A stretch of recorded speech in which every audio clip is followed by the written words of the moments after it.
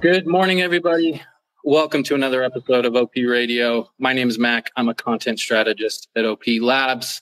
We are joined today with none other than Karl Floersch, one of the original founders of Optimism and the CEO of OP Lab. Extremely lucky to have him here with us today to drop some alpha, about the fault-proof alpha. How are you doing today, Karl? I'm doing good. Thanks for having me. Very excited. Very excited as well. It's a good day. It is a good day. Well, technically, this exciting news went out yesterday, but today's still a great day. Yeah, still a great day. This is going to be a great week. You know, it's been a magical journey, and huge shout out to all of the, engineers and, people from comms to, oh my goodness. It has been a massive effort to get this thing out the door, and super excited for what we released. Speaking of which, let's make sure people understand what we released and what we're talking about. So yesterday, OP Labs announced some news that there's a fault-proof alpha system available on OP Goerli testnet. Karl, I thought we'd start this off, but before we talk about sort of the fault-proof system, it might be helpful to give an explainer on what a fault-proof actually is and why it's important. Do you want to take a crack at it? Totally. Yeah, totally. So the goal is to create a permissionless and, trust minimized oracle for the state of layer 2 on layer 1, so that withdrawals from the layer 2 system back to layer 1 Ethereum will be permissionless and on-chain verifiable. You don't have to trust anyone to make sure that those withdrawals are going to, happen or continue to happen into the future. Yeah. So in my sort of, correct me if I'm wrong, Karl, I'm going to repeat this in my sort of layman's, very elementary way, but a fault proof is a way to basically verify that the transactions on the layer 2 are accurate and correct and not fraudulent. Yes, but specifically, the one caveat there is it's specifically with regards to layer 1. So in other words, when I'm running, an OP mainnet node or a, base node, I'm verifying all of the transactions are accurate, and I'm calculating the state of the chain locally. But then the problem is that layer 1 can't run a layer 2 node. So we need to create a system which allows layer 1 to know exactly what the state of layer 2 is, so that it can process withdrawals without trusting any third parties or fully automatically. That's the real goal of fault proof specifically. Thank you for that. Yeah, I think that's a very important caveat there. Okay, so now that we kind of understand, what a fault proof is, a simple version of what purpose it serves, let's talk about this fault proof alpha system. So, my understanding, this is just like a huge step forward for the technical decentralization of the OP stack, the scalability of Optimism in the OP stack. So do you want to just speak to that, Karl? Like, how big of an unlock is this alpha system for those things? Amazing. Yes. So it is, first off, it is the first step in producing a really serious unlock, or at least it is maybe not the first step, but it is a major step in this overall unlock, which is creating that trust minimized bridge back to L1 using fault proofs. And so the kind of like way that this is unique is that what we did is we created this system and split it up into smaller components. Fault proofs, first off, are incredibly complicated. They have been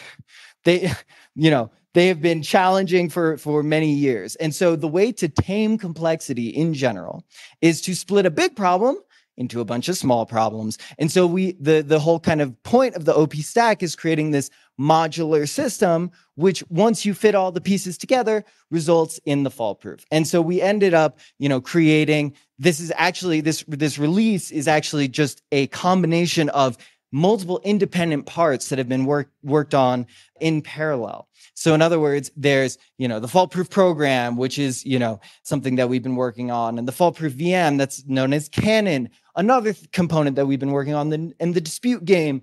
We put all of these pieces together and we, now have the fault proof alpha. But it is extra exciting Because when you break a big problem into smaller problems, and especially after you've created this end-to-end implementation, it allows more contributors to build out each, specific module. So in other words, this is the beginning of this multi-client ecosystem that we are building. So, we're talking about the Fault-Proof Alpha, and we have this like end-to-end, pretty robust system that we've created.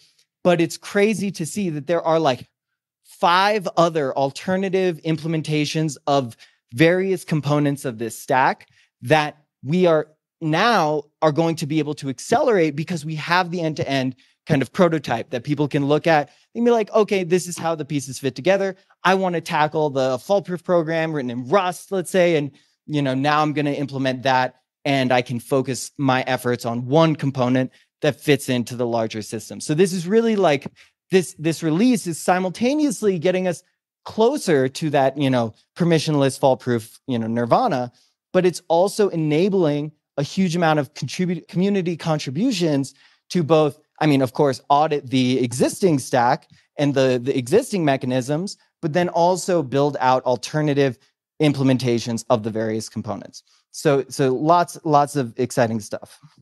Yeah, this is a recurring theme on OP Radio, Karl, the open source ethos, the open source nature of the OP stack, and what a big opportunity, how being able to leverage the firepower and the efforts of all these external contributors that may not be core contributors, but anybody can get into this open source code base and contribute, and just how big of a boost that can be.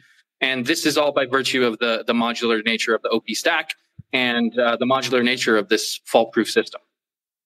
100%. And just to speak to like why this is, not just like a nice to have, but this is critically important. So I have to give a bit of background context in order to really understand and contextualize where the fault-proof sits in the broader scheme of, securing and decentralizing, these OP chains. So first, Vitalik released a blog post which outlines 3 stages of decentralization for rollups. There's stage 0, which is, at least now with L2Beat's most recent amendment, is essentially a rollup where all of the transactions are put on chain and you can locally verify them. So this allows you to, for instance, create quote unquote sovereign rollups, or, you don't necessarily, you have full Ethereum security for non-bridged assets.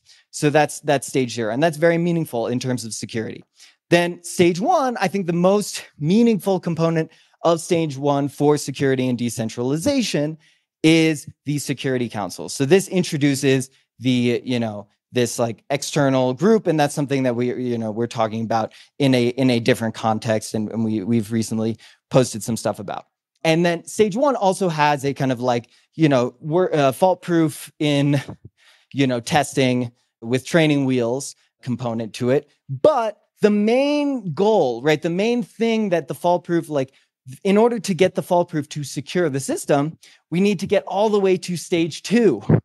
Now, what is stage 2? This is the kind of nirvana of decentralization and security of layer 2 systems.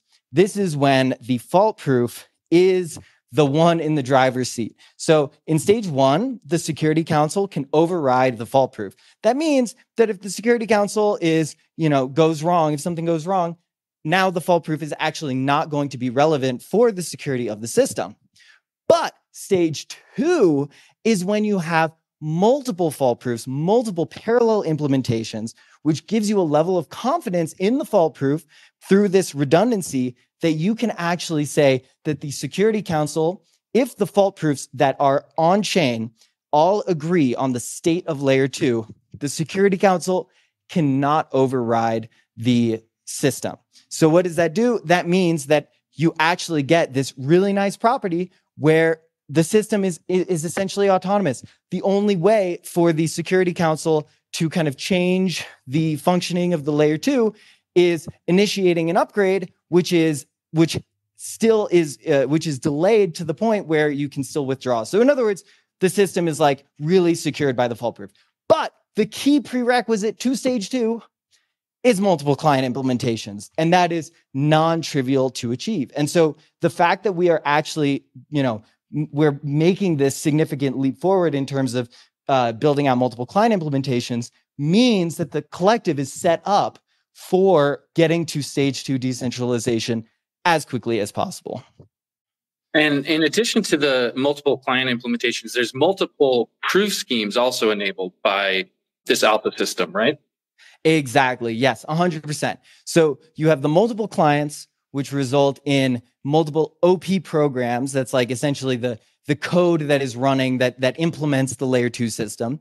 Right now, there's one, of course, Go implementation of the OP program that is part of the Fault-Proof Alpha mainline, but there's also a Rust implementation that has been, worked on by Base, by A16Z, and by OP Labs folks that also implements the state transition function. So that's like part of the system. Those are the like kind of the client side of things. But then there's the fault-proof VM side of things.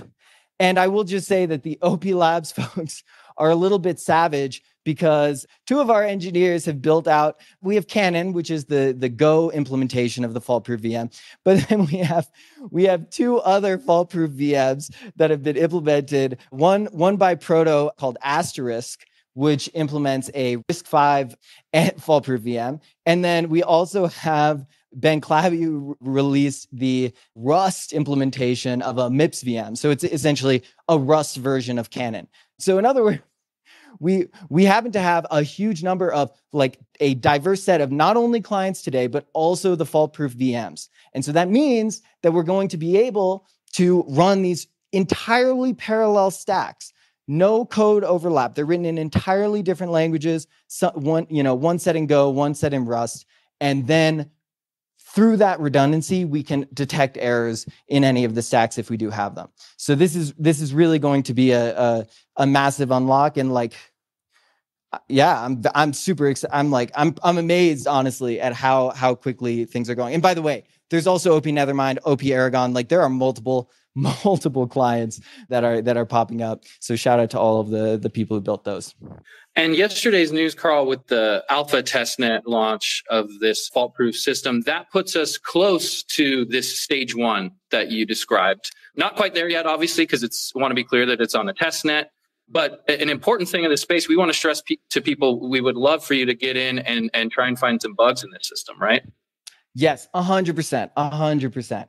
One, it does definitely get us close to stage 1. 2, I think the thing that I'm much more excited about is it gets us way closer to stage 2, which is really what is, worth kind of gunning for, because that's like the real material impact that the fault proof can have on the security of the system.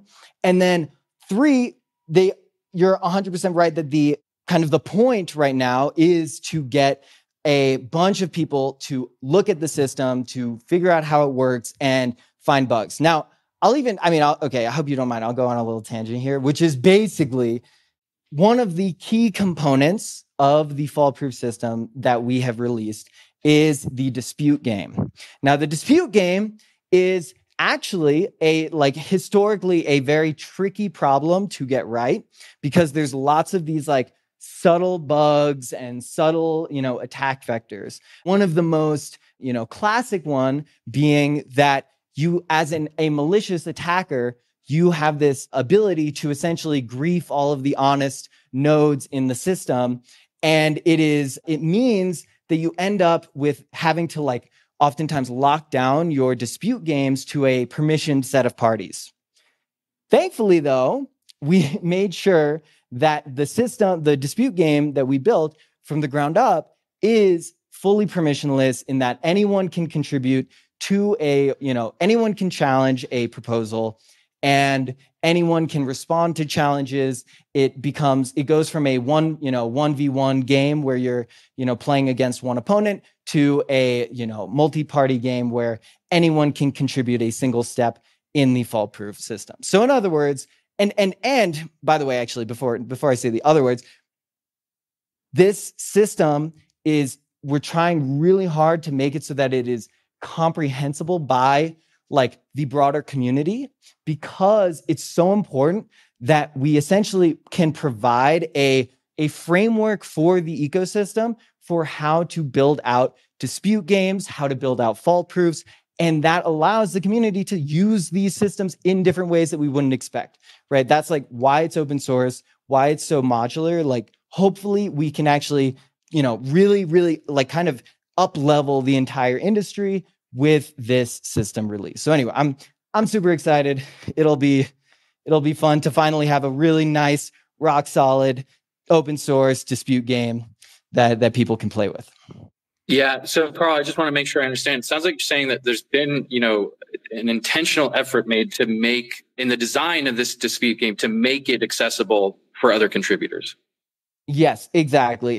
And like, honestly, shout out to the folks on the OP Labs team for also not only, the design being accessible and small. Like, we have this this goal of minimal diff that GeoHot gave us, which is just like, we want to write fewer lines of code is better, right? Simpler mechanisms are better for a number of reasons. One, they're cheaper to maintain, but two, they're much easier to understand. And three, they're also much less prone to bugs because every line of code is a new possible bug that you're introducing to the system. So first off, the team, made sure that the dispute game was very, very simple, but then they went a step beyond and made sure that there are, things like visualizations for you to actually understand how the game works. And so I think, honestly, it's kind of fun. I recommend that everyone take a look at the video that has demonstrates the dispute game and shows how resolution happens. It's a really cool thing to see. And it's not simple, but I think it's just complicated enough to be fun. If that makes sense. Yeah. And not too complicated to be boring. And for folks listening, the video that Karl is referencing can be found through, I recommend as a first entry point for folks listening, go to blog.oplabs.co. That's the OP Labs dev blog. We've been putting out a lot of really good technical content on all this stuff. You can find some blog posts there. You can find a link to this video. And you will also find a link to the Immunify bug bounty. So we really want to encourage people, all you bug hunters out there, go and check this out. I think, I checked it. I think there's up to a little over $2 million if you find one of these critical bugs. Don't quote me on that. And folks may remember the last critical bug that was found through Immunify, and somebody got a really big payout that time. In fact, I think it was, at the time, it might have been one of the biggest bug bounty payouts ever. I think it was around $1 million. Yeah, I think actually 2 million maybe, or anyway, I don't know. We have to, oh my God, these numbers, but no, we love our bug bounties. Just FYI, it's very important. Security and bug bounties are an iterated game, meaning that if you show that you're a good actor, you're willing to pay out your bug bounties, that the security researchers will want to research and look into your code and find vulnerabilities and make it more robust and secure. So we proudly pay our bug bounties, and very excited to make sure we want to make sure that it's known, because then we can get a more robust system. And also it's fair, it's unfortunate, but a lot of bug bounties don't get paid out in their fullest extent. Anyway, another tangent. Well, it is a tangent, but I don't want to dwell on it too long, but it is important to mention, like, I can't believe that, because, if you put up a bounty and somebody, fulfills the requirements of that, well, in a sense, to me, that's a form of a type of contract, right? And they should be rewarded for it. Totally. And of course, the devil's in the details, where people will find a vulnerability and then it's like not covered in the kind of way that it's written, or it's like not as severe, whatever. Right. There's subtlety here. So it's not black and white, but I will say that in general, it is a cultural question on like whether or not you believe in siding with like the finder of the bounty, and you like try to, think about it from their perspective versus kind of using the technicalities. Totally. And I think people would, it behoove them to think with a little bit of foresight and think maybe longer term about what that signals to other security auditors.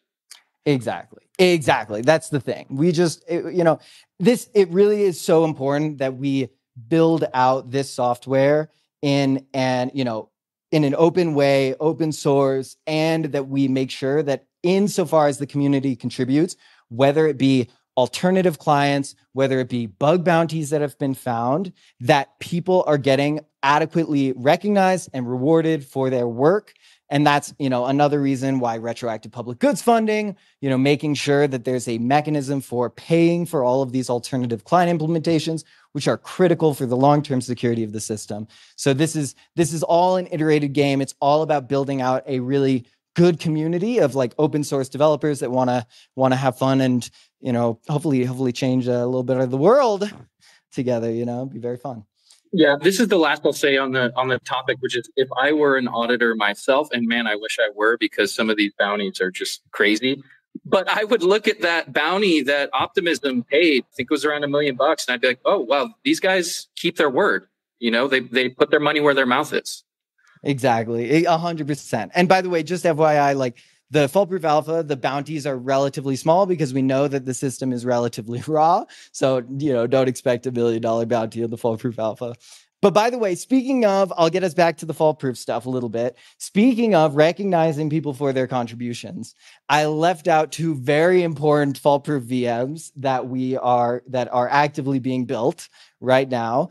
And those are 2 very special ones. And those are the ZKP-based foolproof VMs. So the foolproof VMs that I listed out earlier, the alternative foolproof VMs, there's actually 2 more. And the first few that I listed were did not include any zero knowledge proofs. That means that, you implement the instructions on chain and you actually execute, single operations on chain in terms of like, one opcode on chain. Well, with the ZKP-based foolproof VMs, which O1 Labs and Risk Zero are building, with this like ZKP RFP, those you instead of executing a single opcode on chain, you execute a zero knowledge proof of the correct execution trace of the fault OP program. So they are actually currently, at least from what I hear, making really good progress on building out the ZKP version of the OP program, which of course is a major important prerequisite to what? To low latency bridging, so we can get rid of the 7-day dispute period. But anyway, that's a whole nother topic. I just wanted to make sure that I cover all the bases. We have so many alternative client implementations that I'm losing count. Yeah, again, it just goes back to the fact that these modules are interoperable and distinct, enabling multiple parties to work on different parts. That to me is the recurring theme here. And of course, the redundancy of the whole system, right, is very important. That's what this is all about.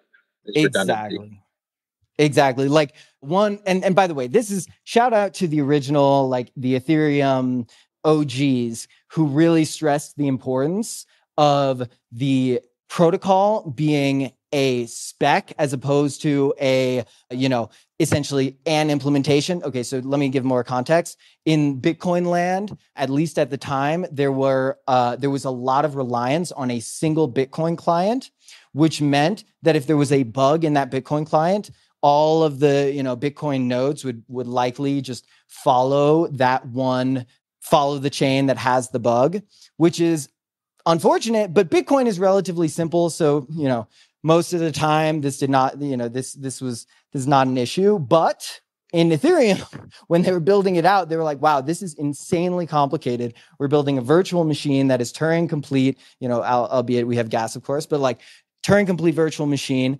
And how are we going to secure this thing? So they thought, okay, well, actually, what we should do is we should make sure that instead of, for 2 reasons. For one, security reasons, we should have multiple clients that all run together so that if there's a bug in one system, the entire network does not, fall for that bug and kind of suffer. But also for social decentralization, it's critically important that there are multiple core developers that are maintaining different implementations that all work together. So that's the kind of forcing function for, the community to not do things, or the core developers to not do things that would be jeopardizing the community's interests. So it's important for security and for social decentralization. And so it's super exciting to see, layer 2, which has historically been really lagging behind in terms of the multi-client world, in terms of, getting that robust multi-client ecosystem. We're starting to see with the, OP stack, with the open source, actually having, multiple implementations of the client infrastructure. So anyway, super, super exciting stuff. Yeah, I mean, two, as my old firefighting captain used to say, 2 is 1 and 1 is none. It's better to have it and not need it than need it and not have it. And so, two is 1, and hey, 3, 4, 5, that's even better. The more the merrier. The more the merrier, indeed. Awesome, Karl. Well, I don't want to keep you much longer. I know you're a busy guy. Is there anything else you want to touch on you feel like we didn't hit on OP Radio today? That's a good question. I think that the last thing to touch on is just, hey, OP Stack, nice open source. Please contribute, build alternative clients, get funded via retroactive public goods funding. Let's spawn the super chain, make it fully permissionless, make it user-centric, and expand the citizen's house and identity so that people can be in control over the protocol. And, let's have some fun doing it, because what's life if work isn't fun? If work is the majority of your waking hours, let's make it some good ones. Shout out to Jing for that saying. You're here. I wholeheartedly agree with that. And for my part, I will once again direct people to go to blog.oplabs.co for a lot of the great technical content we've been putting out about the fault-proof alpha system, as well as a link to the bug bounty. And follow OP Labs PBC on Twitter. And of course, like and subscribe to OP Radio. We'll catch y'all next week. Karl, it's been great. It's been fun. And maybe next time we can get a freestyle from you. We'll see. Likewise, it's been a blast. Thank you. See you, y'all. If you do wanna hear